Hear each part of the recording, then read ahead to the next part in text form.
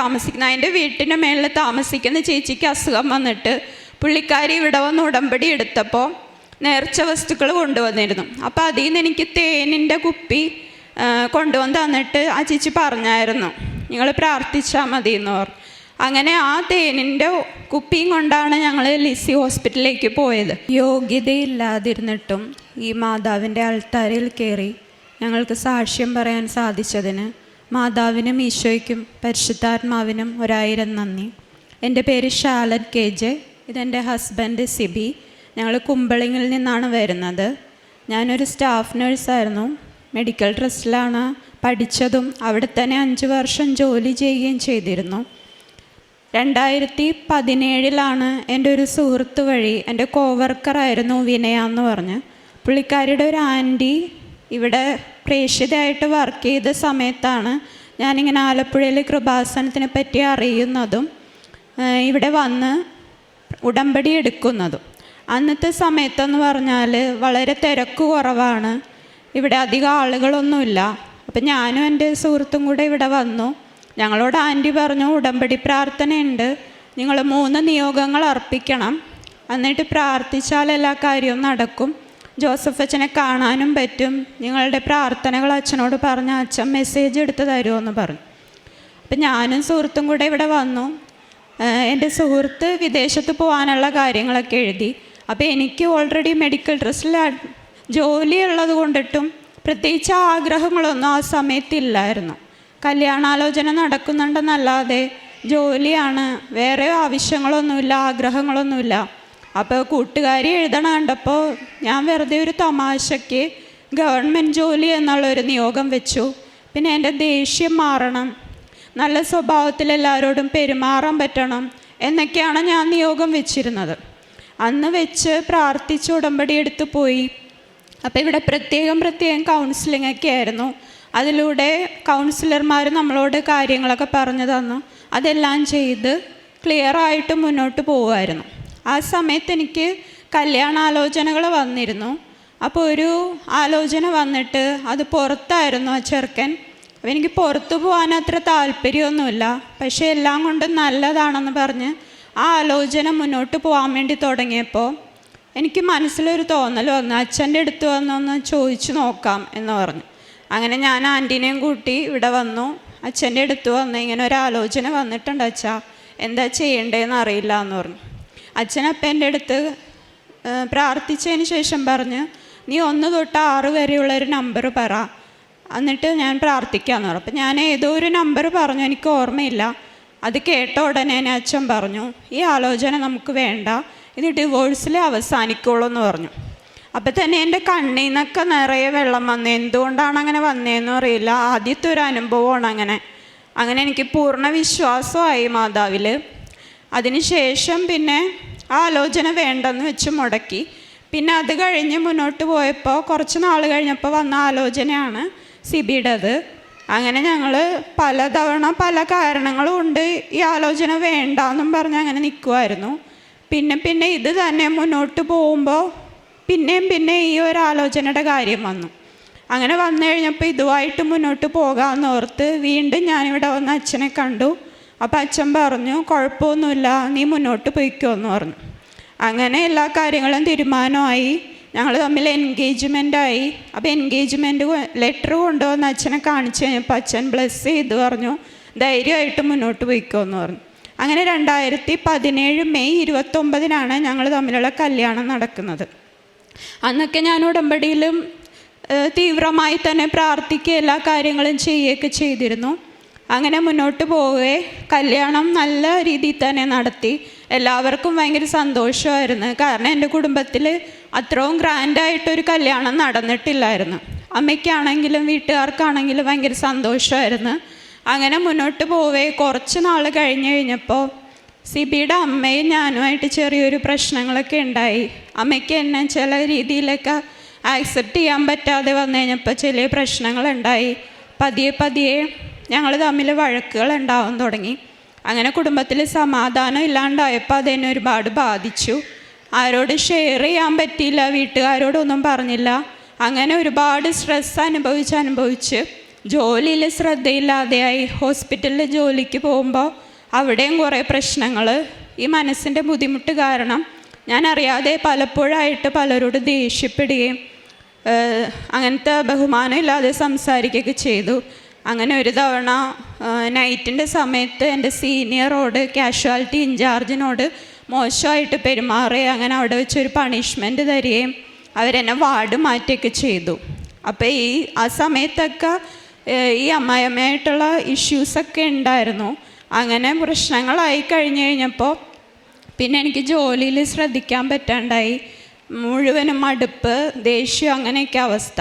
അങ്ങനെ സഹി കെടാതെ വന്നു കഴിഞ്ഞപ്പോൾ ഞാൻ പിന്നെ ജോലി റിസൈൻ ചെയ്തു.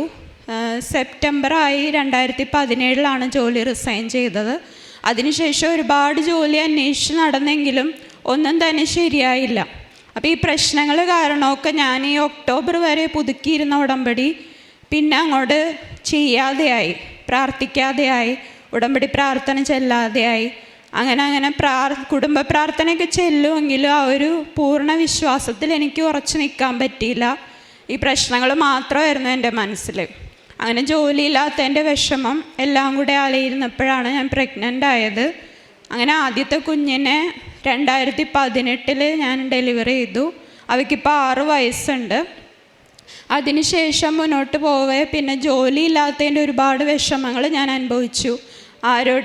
കൂട്ടുകാരോടൊക്കെ ആണെങ്കിൽ അവരോട് സ്റ്റാറ്റസ് കാണുമ്പോഴും അവർ വിദേശത്ത് പോയി നിൽക്കുന്നതൊക്കെ കാണുമ്പോൾ എനിക്ക് എന്നോട് തന്നെ ഒരു കുറ്റബോധം തോന്നും. ദൈവമേ, ഞാൻ എങ്ങും എത്തിയില്ലല്ലോ, എൻ്റെ കൂട്ടുകാരൊക്കെ നല്ല നിലയിലെത്തി, ഞാൻ മാത്രം ഇവിടെ ഇങ്ങനെ വീട്ടിലിങ്ങനെ നിൽക്കുകയാണല്ലോ എന്നുള്ളൊരു സങ്കടം എന്നെ അലട്ടിക്കൊണ്ടിരുന്നു. അങ്ങനെ ഇരുന്ന് ഒരുപാട് വിഷമിച്ചിരുന്നപ്പോൾ ചേട്ട തന്നെയാണ് പറഞ്ഞത്, PSC ട്രൈ ചെയ്യുക, അതാവുമ്പോൾ പുറത്ത് പോകേണ്ട കാര്യമൊന്നുമില്ല, നാട്ടിൽ തന്നെ ജോലി ചെയ്യാം. അങ്ങനെ ഞാൻ PSC പഠിക്കാൻ തുടങ്ങി. 2019 PSC സെൻറ്ററിൽ പോയിട്ട് ഒരു കോഴ്സിന് ജോയിൻ ചെയ്യുന്നത്. അങ്ങനെ അത് പഠിച്ചു തുടങ്ങി. അത് പകുതി ഒരു 6 മാസത്തോളം പോയി വന്നപ്പോൾ തന്നെ കൊറോണ വന്ന് അതെല്ലാം ക്ലോസ് ആയിപ്പോയി. അങ്ങനെ വീണ്ടും വിഷമിച്ച് വീട്ടിലിരിക്കുമ്പോഴാണ് ഓൺലൈൻ വഴി ഒരു ആലപ്പുഴയിലുള്ള ഒരു മാഡം ഓൺലൈനായിട്ട് കൊറോണ സമയത്ത് ക്ലാസ് എടുക്കുന്നു എന്ന് പറഞ്ഞറിഞ്ഞത്. അങ്ങനെ ഞാൻ അതിന് ജോയിൻ ചെയ്ത് 2019 തൊട്ട് പഠിക്കാൻ തുടങ്ങി. മാഡം നല്ല ഇൻസ്പയറിങ് ആയതുകൊണ്ടിട്ട് നല്ലവണ്ണം നമ്മളോട് കാര്യങ്ങളൊക്കെ പറഞ്ഞു തന്ന് നമ്മളെ മോട്ടിവേഷൻ ചെയ്ത് കൂടുതലൊരു പഠിക്കാനുള്ളൊരു ഇൻട്രസ്റ്റ് തന്നായിരുന്നു. അങ്ങനെ ഞാൻ നല്ലവണ്ണം കഷ്ടപ്പെട്ട് പഠിച്ച് കുഞ്ഞന്ന് ചെറിയ കുട്ടിയായിരുന്നുകൊണ്ടിട്ട് അവളെ കൊണ്ട് വലിയ കുഴപ്പങ്ങളൊന്നും ഇല്ലാതിരുന്നുകൊണ്ടും നന്നായിട്ട് പഠിക്കാൻ പറ്റി. ഓൺലൈൻ ആയതുകൊണ്ടും നമ്മുടെ ടൈമിങ്ങിൽ നമുക്ക് പഠിക്കാനായിട്ട് പറ്റുമായിരുന്നു. അങ്ങനെ പഠിച്ച ആദ്യത്തെ നോട്ടിഫിക്കേഷൻ വന്നത് DHS എന്ന് പറഞ്ഞുള്ള എക്സാമാണ്. അത് ജില്ലാടിസ്ഥാനത്തിൽ വരുന്ന എക്സാമാണ്. അത് 2021 ഫസ്റ്റ് എക്സാം ഞാൻ അപ്പിയർ ചെയ്തത്. അത് എഴുതി പഠിച്ചെങ്കിലും എനിക്ക് ഫസ്റ്റ് അപ്പിയറിങ് ആയതുകൊണ്ടിട്ട് നെഗറ്റീവ് മാർക്ക് വന്ന് അത് നല്ല രീതിയിൽ സ്കോർ ചെയ്യാൻ സാധിച്ചില്ല. എൻ്റെ ജീവിതത്തിൽ സത്യം പറഞ്ഞാൽ ഇതിനു മുമ്പ് പല എക്സാമും എഴുതിയിട്ടുണ്ടെങ്കിലും ഇതുവരെ റാങ്ക് ലിസ്റ്റിൽ പെടാനുള്ള ഒരു അർഹതയൊന്നും കഴിവൊന്നും എനിക്കില്ലായിരുന്നു. പക്ഷേ ഈ മാഡം പഠിപ്പിച്ചത് കൊണ്ടിട്ട് അറ്റ്ലീസ്റ്റ് റാങ്ക് ലിസ്റ്റിൽ കയറാനായിട്ട് എനിക്ക് പറ്റി. അപ്പോൾ അന്ന് തൊട്ട് എനിക്ക് ദൈവത്തോട് കൂടുതലൊരു അടുപ്പമൊക്കെ തുടങ്ങി. കാരണം ഇതുവരെ ഇല്ലാതിരുന്ന ഒന്നുമില്ലാതിരുന്ന ഞാൻ ഒരു റാങ്ക് ലിസ്റ്റിലെങ്കിലും എനിക്ക് കയറാൻ പറ്റിയല്ലോ എന്നോർത്ത് ഞാൻ സന്തോഷിച്ചു. കാരണം ആ ലിസ്റ്റ് എന്ന് പറഞ്ഞാൽ 500 പേരുടെ ലിസ്റ്റ് 450 റാങ്കായിരുന്നു എനിക്ക് കിട്ടിയത്. അപ്പോൾ അത് ജില്ലാ അടിസ്ഥാനത്തിലായിരുന്നുകൊണ്ട് തന്നെ എറണാകുളം ജില്ലയിൽ തന്നെ 500-ൽ 450 എന്ന് പറയുമ്പോൾ നമുക്കൊരു ചാൻസും ഇല്ല കിട്ടാൻ. അപ്പോൾ അപ്പോഴും ഞാൻ വിഷമിച്ച്. അത് കഴിഞ്ഞപ്പോൾ മാഡം പറഞ്ഞ് ഇനി അടുത്ത എക്സാം DME വരുന്നുണ്ട്, അപ്പോൾ അതിന് വേണ്ടി നന്നായിട്ട് ട്രൈ ചെയ്യുമെന്ന് പറഞ്ഞു. അങ്ങനെ 2 വർഷം മാഡം തന്നെ ആ കോഴ്സ് വീണ്ടും റീസ്റ്റാർട്ട് ചെയ്തപ്പോൾ ഞാനതിൽ ജോയിൻ ചെയ്ത് അങ്ങനെ അന്ന് തൊട്ട് കഷ്ടപ്പെട്ട് വീണ്ടും പഠിച്ച് അങ്ങനെ നല്ല രീതിയിൽ എക്സാം അപ്പിയർ ചെയ്യാൻ പറ്റി. നെഗറ്റീവ് മാർക്കൊക്കെ മാക്സിമം കുറച്ച്. അന്നത്തെ എക്സാം എന്ന് പറഞ്ഞാൽ വളരെ ടഫും അല്ലായിരുന്നു. അത് കാരണം നല്ല മാർക്ക് സ്കോർ ചെയ്യാൻ പറ്റി. പിന്നെ 2 വർഷം കഴിഞ്ഞപ്പോഴാണ് ലിസ്റ്റ് വന്നത്. അതിൽ നോക്കിയപ്പോൾ ഭാഗ്യത്തിന് മെയിൻ ലിസ്റ്റിൽ എനിക്ക് ഇടമുണ്ടായിരുന്നു. 1079 റാങ്ക്. അപ്പോൾ കുറച്ച് നാൾ കാത്തിരിക്കേണ്ടി വന്നാലും ജോലി കിട്ടും എന്നുള്ളൊരു പ്രതീക്ഷ ആ സമയത്ത് കിട്ടാൻ തുടങ്ങി. അങ്ങനെ ഇരിക്കുമ്പോഴാണ് നവംബർ സംതിങ് ആയപ്പോൾ അമ്മയ്ക്കൊരു നെഞ്ചുവേദന വന്നു. സിബിയുടെ പുള്ളിക്കാരിന് നെഞ്ചുവേദന വന്നിട്ട് ഹോസ്പിറ്റലിൽ അഡ്മിറ്റായ സമയത്ത് ആദ്യം ഞങ്ങൾ മെഡിക്കൽ ട്രസ്റ്റിലാണ് കൊണ്ടുപോയത്. അവിടെ ചെന്ന് കഴിഞ്ഞപ്പോൾ അമ്മയ്ക്കാണെങ്കിൽ ആൻജിയോഗ്രാം ചെയ്ത് നോക്കണമെന്ന് പറഞ്ഞ്, അങ്ങനെ ആൻജിയോഗ്രാം ചെയ്തപ്പോൾ 2 ബ്ലോക്ക് ഉണ്ട്, ആൻജിയോപ്ലാസ്റ്റി ചെയ്യണമെന്ന് പറഞ്ഞു. നമുക്ക് സാമ്പത്തികമായിട്ടാണ് പ്രശ്നങ്ങൾ ഉണ്ടായിരുന്നുകൊണ്ടിട്ടും അപ്പച്ചൻ ഓൾറെഡി ഓപ്പറേഷനൊക്കെ കഴിഞ്ഞ് കുറച്ച് ടൈറ്റായിരുന്നുകൊണ്ടിട്ട് ഞങ്ങൾ ഹോസ്പിറ്റലിൽ മാറ്റി ഇന്ദിരാഗാന്ധിയിലേക്ക് കൊണ്ടുപോയി. അവിടെ ചെന്ന് കഴിഞ്ഞിട്ടാണ് ആൻജിയോപ്ലാസ്റ്റി ചെയ്തത്. ആ സമയത്ത് അമ്മച്ചിക്ക് ചെയ്ത് കഴിഞ്ഞതിന് ശേഷം ICUവിൽ കിടത്തിയിട്ട് ആൾ റിക്കവർ ചെയ്യുന്നില്ലായിരുന്നു. BP ഫോളും ആകെ സാച്ചുറേഷനൊക്കെ കുറവ്, അങ്ങനെ കുറേ പ്രശ്നങ്ങളുണ്ടായി. ഓക്സിജൻ്റെ ലെവൽ എന്ത് ചെയ്താൽ കയറുന്നില്ല. BP മെഡിസിൻസ് അത് കൊടുത്താൽ മാത്രമേ BP സ്റ്റേബിൾ ആകുള്ളൂ. അങ്ങനെയുള്ള കുറേ പ്രശ്നങ്ങളുണ്ടായി. അപ്പോൾ ആ സമയത്ത് എൻ്റെ ഫ്രണ്ടിൻ്റെ ഫോണിൽ കൃപാസനത്തിൽ അച്ഛൻ്റെ ഉടമ്പടി ധ്യാനം കിടപ്പുണ്ടായിരുന്നു. അപ്പം ഞാനും ഹസ്ബൻഡും ടെൻഷൻ അടിച്ച് പുറത്തിരുന്ന് പ്രാർത്ഥിച്ചുകൊണ്ടിരുന്നപ്പോൾ ഈ ധ്യാനം ഞാൻ ഓൺ ചെയ്ത് വെച്ചു. അങ്ങനെ കുറേ പ്രാർത്ഥിച്ച് അവസാനം ഞങ്ങൾ മെഡിക്കൽ ട്രസ്റ്റിലെ ഡോക്ടറുടെ റെഫറൻസ് തേടി. കാരണം ഇന്ദിരാഗാന്ധിയിലെ ഹോസ്പിറ്റലിൽ ഡോക്ടർ പറയുവാണ് ഇനി ഞങ്ങൾക്കൊന്നും ചെയ്യാനില്ല, അമ്മ തനിയെ റിക്കവർ ചെയ്യുമെന്ന് ഓർത്തിട്ടാവുന്നില്ല, BPയുടെ മെഡിസിൻ നിർത്തുമ്പോൾ BP ഫോൾ ആവുകയാണ്. അങ്ങനെ അവർ കൈയൊഴിയുന്ന രീതിയിലൊക്കെ സംസാരിച്ചു. അപ്പം തന്നെ ഞങ്ങൾക്ക് ആകെ വിഷമമായി. അങ്ങനെ ഞങ്ങൾ മെഡിക്കൽ ട്രസ്റ്റിലെ ഡോക്ടറോട് റെഫറൻസ് ചോദിച്ചപ്പോൾ സാറ് പറഞ്ഞു ലിസിയിലേക്ക് കൊണ്ടുപോകും, അതാവുമ്പോൾ നിങ്ങൾക്ക് അഫോർഡബിൾ ആയിരിക്കും, നല്ല ഡോക്ടേഴ്സുമാണ്, കാർഡിയാക്കിന് അവിടെ നല്ല ഫെസിലിറ്റി ഉണ്ടെന്ന് പറഞ്ഞു. അങ്ങനെ ഞങ്ങൾ അപ്പം തന്നെ അവിടെ നിന്ന് ഡിസ്ചാർജ് ചെയ്ത് ലിസിയിലേക്ക് കൊണ്ടുപോയി. അപ്പോൾ എൻ്റെ വീട്ടിൻ്റെ മേളിൽ ഞങ്ങൾ റെൻറ്റിനാണ് താമസിക്കുന്നത്. എൻ്റെ വീട്ടിൻ്റെ മേളിൽ താമസിക്കുന്ന ചേച്ചിക്ക് അസുഖം വന്നിട്ട് പുള്ളിക്കാരി ഇവിടെ വന്ന് ഉടമ്പടി എടുത്തപ്പോൾ നേർച്ച വസ്തുക്കൾ കൊണ്ടുവന്നിരുന്നു. അപ്പോൾ അതിൽ നിന്ന് എനിക്ക് തേനിൻ്റെ കുപ്പി കൊണ്ടുവന്ന് തന്നിട്ട് ആ ചേച്ചി പറഞ്ഞായിരുന്നു നിങ്ങൾ പ്രാർത്ഥിച്ചാൽ മതി എന്ന് പറഞ്ഞു. അങ്ങനെ ആ തേനിൻ്റെ കുപ്പിയും കൊണ്ടാണ് ഞങ്ങൾ ലിസി ഹോസ്പിറ്റലിലേക്ക് പോയത്. അപ്പോൾ ആംബുലൻസിൽ വെച്ചിട്ട് നഴ്സിനോട് ചോദിച്ചിട്ട് അവസാനം ഞങ്ങൾ ഇത് കൊടുത്തോട്ടെ എന്ന് ചോദിച്ചു. അങ്ങനെ 2 തുള്ളി തേൻ അമ്മയുടെ വായിൽ ഇറ്റിച്ചു കൊടുത്തിട്ട് ഞാൻ വിശ്വാസ പ്രമാണം ചൊല്ലി. അങ്ങനെ അമ്മേനെ ലിസിയിൽ കൊണ്ടുപോയി ഡോക്ടർമാർ പരിശോധിച്ചിട്ട് പറഞ്ഞു പമ്പിങ്ങിൻ്റെ പ്രശ്നമാണ് അമ്മയ്ക്കുള്ളത്, നമുക്ക് ഒബ്സർവേഷൻ വെക്കണം ICUവിൽ. അങ്ങനെ ഒരാഴ്ചയോളം അമ്മേനെ ഒബ്സർവേഷൻ വെച്ച് കുറേ ദിവസം കഴിഞ്ഞിട്ടാണ് ആളൊന്ന് ഓക്കെ ആയത്. അമ്മയ്ക്ക് കുറേ കോംപ്ലിക്കേഷൻസ് ഉണ്ടായിരുന്നു, ഹീമോഗ്ലോബിൻ്റെ ലെവൽ കുറയും, BP ഫോളും. അങ്ങനെ പതിയെ പ്രാർത്ഥിച്ച് ഇതിൻ്റെയൊക്കെ തേൻ കൊടുത്തതിൻ്റെയൊക്കെ അനുഗ്രഹത്തിൻ്റെ ഫലമായിട്ട് അമ്മ പതിയെ റിക്കവർ ആവാൻ തുടങ്ങി. എല്ലാ അസുഖവും മാറി, BP മെഡിസിൻസൊക്കെ നിർത്തി, ആൾ സ്റ്റേബിളായി. അങ്ങനെ 31 നവംബറിൽ അമ്മ ഡിസ്ചാർജ് ചെയ്തു.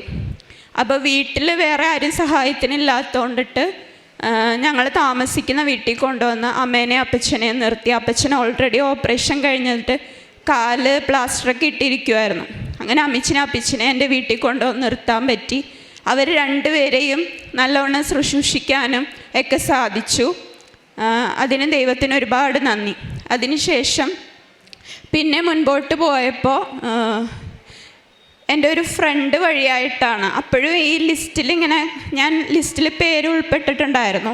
അതിൻ്റെ പ്രോസസ്സിങ് ആദ്യത്തെ റാങ്കുള്ളവർക്കൊക്കെ ഓരോന്നേ റാങ്ക് ലിസ്റ്റിൽ ഉൾപ്പെട്ടവർക്കൊക്കെ ജോലി ലഭിക്കുന്നുണ്ടായിരുന്നു. അപ്പോഴും ഞാൻ ഇങ്ങനെ പ്രാർത്ഥിക്കുന്നുണ്ടായിരുന്നു. പക്ഷേ ഓരോരുത്തരുടെ ഇത് കാണുമ്പോഴും എനിക്ക് ഈ ഉടമ്പടി മുടങ്ങിപ്പോയി, എനിക്കിനി അത് ചെയ്യാൻ പറ്റുമോ എന്നുള്ളൊരു ധൈര്യക്കുറവ് എനിക്കുണ്ടായി. അങ്ങനെ ഇരിക്കുമ്പോഴാണ് എൻ്റെ ഒരു ഫ്രണ്ട് വിളിച്ചിട്ട് പറഞ്ഞത് നീ എന്തായാലും ഉടമ്പടി പോയി പുതുക്ക്, അത് കഴിയുമ്പോൾ നിൻ്റെ കാര്യങ്ങളെല്ലാം ശരിയാവും എന്ന് പറഞ്ഞു. അങ്ങനെ 2024 ഫെബ്രുവരി 8 ഞാനിവിടെ വന്ന് ഉടമ്പടി പുതുക്കുന്നത്. അങ്ങനെ പുതുക്കിയപ്പോൾ ഒരിക്കലും ഒരു ധ്യാനത്തിൽ അച്ഛൻ പറയുന്നുണ്ടായി ഓൾറെഡി ഉടമ്പടി എടുത്തവർ പുതുക്കിയിട്ട് പോയാൽ മതി, അല്ലാതെ പുതിയത് എടുക്കേണ്ട കാര്യമില്ലെന്ന് പറഞ്ഞു. അപ്പം ഞാനത് ഉദ്ദേശിച്ചാണ് വന്ന് പുതുക്കിയത്. പക്ഷേ ആ സമയത്ത് എൻ്റെ കയ്യിൽ കാശ് രൂപം ഒരു അലൂമിനിയം ഇതിലുള്ള ക്യാഷ് രൂപമായിരുന്നു. അപ്പോൾ അതിവിടെ കാണിച്ചു കഴിഞ്ഞപ്പോൾ ഇവിടുത്തെ ഓഫീസിലുള്ളവർ പറഞ്ഞു ഇത് പറ്റില്ല, പഴയതാണെങ്കിൽ നീ ഒരു കാര്യം ചെയ്യും, പുതിയ ഉടമ്പടി എടുക്കാമെന്ന് പറഞ്ഞു. അങ്ങനെ ഞാൻ 8-ാം തീയതി വന്ന് ഉടമ്പടി എടുത്തത് മാറ്റിയിട്ട് 10-ാം തീയതി വന്ന് വീണ്ടും പുതിയത് ഉടമ്പടി എടുത്തു. അന്ന് തൊട്ട് എനിക്ക് ഭയങ്കര ഒരു ആശ്വാസമായിരുന്നു മനസ്സിൽ. ഇവിടെ നിന്ന് കുറച്ച് കഷ്ടപ്പെട്ടിട്ടാണെങ്കിലും രാവിലെ വന്നിട്ട് വൈകിട്ടാണ് എനിക്ക് പോകാൻ പറ്റിയത്. എന്നാലും മനസ്സിന് ഭയങ്കര ഒരു ആശ്വാസമായിരുന്നു ആ ഉടമ്പടി പുതുക്കിയതിന് ശേഷം. ആ ഉടമ്പടി പുതുക്കി കഴിഞ്ഞിട്ട് പിന്നെ അങ്ങോട്ട് എനിക്ക് കൂടുതൽ വിശ്വാസത്തിലും പ്രാർത്ഥനയിലാണെങ്കിലും കുടുംബ പ്രാർത്ഥനയിലും ബൈബിൾ വായനയിലും ഒക്കെ ഭയങ്കര ഒരു ഇഷ്ടമായിരുന്നു. എനിക്ക് എത്ര പ്രാർത്ഥിച്ചാലും ഒരു മടുപ്പും തോന്നാത്ത രീതിയിലുള്ള ഇഷ്ടമായിരുന്നു. അതുപോലെ കാരുണ്യ പ്രവൃത്തികളാണെങ്കിലും അടുത്തുള്ള ക്യാൻസർ സെൻറ്ററിലൊക്കെ പോയി അവിടെയുള്ള രോഗികളെ കണ്ട് പ്രാർത്ഥിക്കുകയും തൈലം പൂശുകയൊക്കെ ചെയ്യുമായിരുന്നു. പിന്നെ എന്നെക്കൊണ്ടാവുന്ന രീതിയിൽ അവർക്ക് സഹായങ്ങൾ ചെയ്തിട്ടുണ്ട്. പിന്നെ അത് കഴിഞ്ഞിട്ട് ഈ ജൂൺ ഉടമ്പടി പുതുക്കി കഴിഞ്ഞ് മാർച്ച് 10 ആയപ്പോഴാണ് എനിക്ക് മാതാവ് ഒരു അനുഗ്രഹം കൂടെ തന്നത്. അതെന്ന് പറയുന്നത് ഞാൻ 2ാമത് കൺസീവായി. അത് കറക്റ്റ് ഞാൻ ഉടമ്പടി എടുത്ത 10-ാം തീയതി തന്നെയാണ് എനിക്ക് കൺസീവായത്. അപ്പോൾ അത് മാതാവിൻ്റെ അനുഗ്രഹമാണെന്ന് തന്നെ ഞാൻ വിശ്വസിക്കുന്നു. ഞാൻ ജൂലൈ 4-ാം തീയതി എനിക്ക് പ്രൊഫൈലിൽ നോക്കിയപ്പോൾ ഗ്രൂപ്പിൽ വന്ന മെസ്സേജ് കണ്ട് നോക്കിയപ്പോൾ ജോലിക്ക് അഡ്വൈസ് വന്ന് കിടക്കുന്നതായിട്ട് കണ്ടു. അപ്പോൾ എല്ലാവരോടും ചോദിച്ചു കഴിഞ്ഞപ്പോൾ അവർ പറഞ്ഞു പോസ്റ്റ് വഴി ലഭിക്കും എന്ന് പറഞ്ഞു. അപ്പം ഞാനും അതിനു വേണ്ടി വെയിറ്റ് ചെയ്യുമായിരുന്നു, പോസ്റ്റ് വഴി ലഭിക്കുമല്ലോ എന്നോർത്ത്. പക്ഷേ പോസ്റ്റ് വഴി വന്നത് ജൂൺ 20-നാണ്. അത് വന്നപ്പോൾ ചെക്ക് ചെയ്തപ്പോൾ അത് അപ്പോയിൻമെൻറ്റ് ലെറ്റർ ആയിരുന്നു. ആ അപ്പോയിൻമെൻറ്റ് ലെറ്ററാണ് ഞാനിപ്പോൾ ഈ കൊണ്ടുവന്നേക്കണത്. എനിക്ക് തൃശ്ശൂർ മെഡിക്കൽ കോളേജിൽ സ്റ്റാഫ് നഴ്സ് ഗ്രേഡ് 2 ആയിട്ട് പോസ്റ്റിംഗ് ലഭിച്ചു. അപ്പോൾ അത് കിട്ടിയപ്പോൾ എനിക്ക് ഭയങ്കര സന്തോഷമായിരുന്നു. ഞാൻ നേരെ ഓടിച്ചെന്ന് അടുത്തുള്ള പള്ളിയിൽ പോയി മാതാവിൻ്റെ കാൽക്കൽ ഈ അപ്പോയിൻമെൻറ്റ് വെച്ചിട്ട് ഒരുപാട് നന്ദി പറഞ്ഞു. അതിനുശേഷം പിന്നെ ഒരനുഭവം ഉണ്ടായെന്ന് പറഞ്ഞാൽ എൻ്റെ സുഹൃത്തിൻ്റെ രോഗസൗഖ്യമാണ്. സുഹൃത്തിൻ്റെ ഭർത്താവിന് പെട്ടെന്നൊരു നടുവേദന പോലെ വന്നു. അപ്പോൾ സ്കാൻ ചെയ്യുകയും ബ്ലഡ് ചെക്കപ്പൊക്കെ ചെയ്ത് കഴിഞ്ഞപ്പോൾ ഡോക്ടർ പറഞ്ഞു ഇത് കിഡ്നി സ്റ്റോണിൻ്റെ എന്തോ ഒരു ഇഷ്യൂ ആണെന്ന് തോന്നുന്നു, നമുക്ക് MRI ചെയ്യണമെന്ന് പറഞ്ഞു. അപ്പോൾ എൻ്റെ സുഹൃത്ത് എന്നെ വിളിച്ചിട്ട് പറഞ്ഞു നീ ഒന്ന് പ്രാർത്ഥിക്കണം, ഹസ്ബൻഡിനൊന്നും ഇല്ലാതിരിക്കണം. അപ്പം ഞാൻ പറഞ്ഞു നീ പേടിക്കണ്ട, ഞാൻ പ്രാർത്ഥിച്ചേക്കാമെന്ന് പറഞ്ഞു. അങ്ങനെ പ്രാർത്ഥിച്ചതിൻ്റെ ഫലമായിട്ട് പുള്ളിക്കാരൻ്റെ MRIയും ബാക്കി ടെസ്റ്റുകളെല്ലാം കഴിഞ്ഞ് കഴിഞ്ഞപ്പോൾ വേറെ പ്രോബ്ലംസ് ഒന്നുമില്ല. ചെറിയൊരു ഫാറ്റി ലിവറിൻ്റെ പ്രശ്നം മാത്രമേ ഉള്ളൂ, അല്ലാതെ വേറെ കോംപ്ലിക്കേഷനോ ഓപ്പറേഷനോ ഒന്നും വേണ്ടെന്ന് പറഞ്ഞു. അങ്ങനെ മാതാവ് അനുഗ്രഹിച്ചു. പിന്നെ ആത്മീയമായ ജീവിതത്തിൽ എനിക്ക് വന്ന മാറ്റം എന്ന് പറഞ്ഞാൽ ഞാൻ അങ്ങനെ ഓവറായിട്ട് പ്രാർത്ഥിക്കുന്ന ഒരു വ്യക്തിയല്ല. ജപമാലയാണെങ്കിൽ കൂടെയും എനിക്ക് അങ്ങനെ കോൺസെൻട്രേഷൻ കിട്ടാറില്ല. ചെല്ലുമ്പോൾ പല വിചാരം കടന്നു വരും. അങ്ങനത്തെ ഒരാളായിരുന്നു. അങ്ങനത്തെ ഒരു പ്രശ്നം ഉണ്ടായിരുന്നു. ഉടമ്പടി എടുത്തതിന് ശേഷം കുടുംബ പ്രാർത്ഥനയിലാണെങ്കിലും ബൈബിൾ വായനയിലാണെങ്കിലും ഒരുപാട് മാറ്റം വന്നു. മുമ്പൊക്കെ എന്ന് പറഞ്ഞു കഴിഞ്ഞാൽ ഞാൻ ബൈബിൾ വായിക്കണത് സങ്കീർത്തനങ്ങളും പ്രഭാഷകൻ്റെ പുസ്തകമൊക്കെ ആയിരുന്നു. അതാവുമ്പോൾ നമുക്ക് എളുപ്പം വായിച്ച് തീർക്കാനും മനസ്സിലാക്കാനും പറ്റും. പഴയ നിയമം ഞാൻ തൊടാറ് പോലുമില്ല. പക്ഷെ ഉടമ്പടി എടുത്തതിന് ശേഷം എല്ലാ ഭാഗങ്ങളും മിക്കപ്പോഴും വായിക്കാനായിട്ട് എനിക്ക് പറ്റിയിട്ടുണ്ട്. ചില സമയങ്ങളിൽ മനസ്സിലാവില്ലെങ്കിലും പകുതി ഭാഗങ്ങളും ഗ്രഹിക്കാനായിട്ട് ദൈവം എനിക്ക് കഴിവ് തന്നിട്ടുണ്ട്. പിന്നെ ഒരു സംഭവം ഉള്ളായത്, ഞാൻ ഗർഭിണി ആയതിനു ശേഷം മാതാവിനെ സ്വപ്നം കാണുകയുണ്ടായി. അത് ഞാനൊരു ദിവസം വെളുപ്പിനെ ആയപ്പോഴാണെന്ന് തോന്നണം കണ്ടത്. ഞാൻ ഉറങ്ങിക്കിടക്കണേണ്. അപ്പോൾ സ്വപ്നത്തിൽ ഒരു സ്റ്റേജ് പോലെയുള്ള ഒരു സ്ഥലമാണ് ഞാൻ കണ്ടത്. അവിടെ ഞാനും ഉണ്ട്, കുറച്ച് ആളുകളുണ്ട്. അവരിങ്ങനെ പ്രാർത്ഥിച്ചുകൊണ്ടിരിക്കുകയാണ്. പക്ഷെ അവിടെ രൂപങ്ങളോ മറ്റോ ഒന്നുമില്ല. എല്ലാവരും അവിടെ വന്ന് ഇരിക്കണുണ്ട്. അപ്പം ഞാനും അവിടെ വന്നിരുന്ന് കുറച്ച് നേരം കഴിഞ്ഞപ്പോൾ മാതാവും മാലാഖയും ഉണ്ട് ഒരു സ്റ്റേജ് പോലെയുള്ള സ്ഥലത്ത്. മാതാവ് പെട്ടെന്ന് ഇങ്ങനെ എഴുന്നേറ്റ് വന്നിട്ട് എൻ്റെ അടുത്തേക്ക് വന്നിട്ട് എന്നെ ഇങ്ങനെ വിളിക്കുക. അപ്പം ഞാനിങ്ങനെ എല്ലാവരോടും പറയാം അതേ മാതാവ് വന്നു. പക്ഷെ ബാക്കി ആരും അനങ്ങുന്നില്ല. ഞാനപ്പം തന്നെ ഓടിച്ചെന്ന് മാതാവേന്നും പറഞ്ഞ് അടുത്തോട്ട് ചെന്നപ്പോൾ മാതാവ് എന്നോട് പറയുവാണ്, നീ എന്തായാലും ഈ ഗർഭിണിയായ അവസ്ഥയിൽ നീ എറണാകുളത്താണെങ്കിലും നീ എൻ്റെ അടുത്ത് വന്നല്ലോ, നീ എന്നെ കാണാൻ വന്നല്ലോ. ഇത്രേ പറഞ്ഞതായിട്ട് എനിക്ക് ഓർമ്മയുള്ളൂ. അത് കഴിഞ്ഞിട്ട് മാതാവ് തിരിഞ്ഞ് നടന്നിട്ട് നേരെ പോയി ഒരു ബെഞ്ച് പോലെയുള്ള ഒരു ഇതിൽ കിടക്കുന്നതായിട്ടാണ് ഞാൻ കണ്ടത്. അങ്ങനെ എൻ്റെ ആ ഒരു ഇത് അവസാനിച്ചു. അപ്പം ഞാൻ അധികം ആരോടും പറഞ്ഞില്ല. ഹസ്ബൻഡിനോടും കുഞ്ഞിനോടും പിന്നെ എൻ്റെ അമ്മേനെയും വിളിച്ച് ഞാൻ ഇങ്ങനെ പറഞ്ഞു, ഇങ്ങനെ കണ്ടമ്മ എന്ന് പറഞ്ഞു. അങ്ങനെ അതങ്ങോട്ട് പോയി. അത് കഴിഞ്ഞ് കുറച്ചാൾ ഈ അടുത്ത് ഞാൻ വല്ലാർപാടം പള്ളിയിൽ ചെന്ന് കുമ്പസാരിച്ച് കഴിഞ്ഞ് അവിടുത്തെ കുമ്പസാരക്കൂടിൻ്റെ അടുത്ത് പ്രാർത്ഥിക്കാനിരുന്നപ്പോൾ അവിടെ ഉറങ്ങുന്ന ഒരു മാതാവ് അതിൻ്റെ രൂപം വെച്ചിരിക്കുന്നു. അപ്പോൾ എനിക്ക് ആദ്യം കണ്ടപ്പോൾ അതൊന്നും മനസ്സിലായില്ല. ഞാൻ അവിടെ നിന്ന് പ്രാർത്ഥിച്ചു മാതാവിനെ തൊട്ട് വണങ്ങി വീട്ടിൽ വന്നു. എന്നിട്ട് ഈ കഴിഞ്ഞ ദിവസം അപ്പോയിൻമെൻറ്റ് വന്ന് കൈ കിട്ടി. ഞാനിങ്ങനെ റൂമിൽ ജോലി ചെയ്തുകൊണ്ടിരുന്ന സമയത്താണ് എനിക്ക് ദൈവമേ, ഞാനന്ന് സ്വപ്നം കണ്ടത് ഇങ്ങനെ ഒരു സ്റ്റേജ് പോലെയുള്ള സ്ഥലത്താണല്ലോ മാതാവ് കിടക്കണതാണല്ലോ കണ്ടതെന്ന് വിചാരിച്ചപ്പോൾ എനിക്ക് ആ ഒരു സന്ദർഭവും ഞാൻ കണ്ട സ്വപ്നവുമായിട്ട് എനിക്കൊരു റിലേഷൻ തോന്നി. പിന്നെ കാരുണ്യ പ്രവൃത്തികൾ ഞാൻ പറഞ്ഞ പോലെ തന്നെ ഈ ഓൾഡ് ഏജ് ഹോമിലും പിന്നെ 2-3 ഓർഫണേജിലൊക്കെ പോയി ചെറിയ സഹായങ്ങളൊക്കെ ചെയ്തായിരുന്നു. പ്രാർത്ഥിക്കാനുള്ളതെന്ന് പറഞ്ഞാൽ കൂടുതലും ഞാൻ മിക്കപ്പോഴും കുടുംബ പ്രാർത്ഥനയിൽ ഞാൻ പറഞ്ഞിരുന്നല്ലോ ശ്രദ്ധക്കുറവുണ്ടായിരുന്നെന്ന്. അത് മാറിക്കിട്ടിയിട്ടുണ്ട്. ഇപ്പോൾ കൂടുതലും പ്രാർത്ഥിക്കുമ്പോൾ കറക്റ്റായിട്ട് ചെല്ലുന്ന ജപത്തിന് അനുസൃതമായിട്ട് ശ്രദ്ധയോടുകൂടെ ശ്രദ്ധ കേന്ദ്രീകരിക്കാൻ എനിക്ക് സാധിക്കുന്നുണ്ട്. അതുകൂടാതെ ബൈബിൾ വായിക്കുമ്പോൾ പല അവസരങ്ങളിലും ഞാൻ രാവിലെ എടുത്ത് വായിക്കുന്ന ബൈബിൾ വചനമായിരിക്കും ചിലപ്പോൾ ഞാൻ പള്ളിയിൽ കുർബാനക്ക് നിൽക്കുമ്പോൾ അച്ഛൻ അത് തന്നെയായിരിക്കും എടുത്ത് വായിക്കണത്. അതൊക്കെ എനിക്കൊരു അത്ഭുതമായിട്ട് തോന്നിയിട്ടുണ്ട്. അതൊക്കെ ഒരു അനുഗ്രഹമായിട്ട് ഞാൻ കരുതുന്നു. ഇത്രയും ചെയ്തു തന്ന അമ്മയ്ക്കും തിരുക്കുമാരനും കോടാനുകൂടി നന്ദി. പിന്നെ ഒരു കാര്യമുള്ളത്, എൻ്റെ ഹസ്ബൻഡ് വിശ്വാസം ഉണ്ടെങ്കിലും ഓവറായിട്ട് അങ്ങനെ പ്രാർത്ഥിക്കുകയോ അങ്ങനെയുള്ള കാര്യങ്ങളൊന്നുമില്ല. വരിക, ജസ്റ്റ് ഒരു 5 മിനിറ്റ് ഇരിക്കുക, അങ്ങനത്തെ ഒരു രീതിയായിരുന്നു. അപ്പോൾ തുടക്കത്തിലേക്ക് ഇവിടെ വന്ന സമയത്ത് ആൾക്ക് അങ്ങനത്തെ ആ ഒരു രീതിയായിരുന്നു. ഇപ്പോഴായ പിന്നെ വിശ്വാസത്തിൽ കൂടുതൽ ആഴപ്പെടാൻ പറ്റിയിട്ടുണ്ട്. ഞാൻ പറയണതിന് മുമ്പ് തന്നെ പല കാര്യങ്ങൾക്കും എന്തെങ്കിലും ഒരു അസാധ്യ കാര്യങ്ങളൊക്കെ ഉണ്ടായ അപ്പം തന്നെ ഹസ്ബൻഡ് പറയും, വാ നമുക്ക് കൃപാസനത്തിൽ പോകാം, എന്നിട്ട് അവിടെ ഇരുന്ന് പ്രാർത്ഥിച്ചാൽ മാതാവ് നടത്തും എന്നൊക്കെയുള്ളൊരു ചേഞ്ച് ഇതുവഴി വന്നിട്ടുണ്ട്. പിന്നെ എനിക്ക് ഈ വില്ലേജ് ഓഫീസിൽ നിന്ന് കുറച്ച് സർട്ടിഫിക്കറ്റിൻ്റെ ഇഷ്യൂ വന്നപ്പോൾ ഉടമ്പടി ഉപ്പ് ഉപയോഗിച്ച് ഞാൻ അക്ഷയയിൽ വെച്ച് പ്രാർത്ഥിച്ച് അതാരും ചവിട്ടാത്തെടുത്ത് വിശ്വാസ പ്രമാണം ചൊല്ലിയിട്ടതിന് ശേഷമാണ് എനിക്ക് കിട്ടാനുള്ള സർട്ടിഫിക്കറ്റുകളൊക്കെ റെഡിയായത്. അതിനൊരുപാട് നന്ദി പറയുന്നു.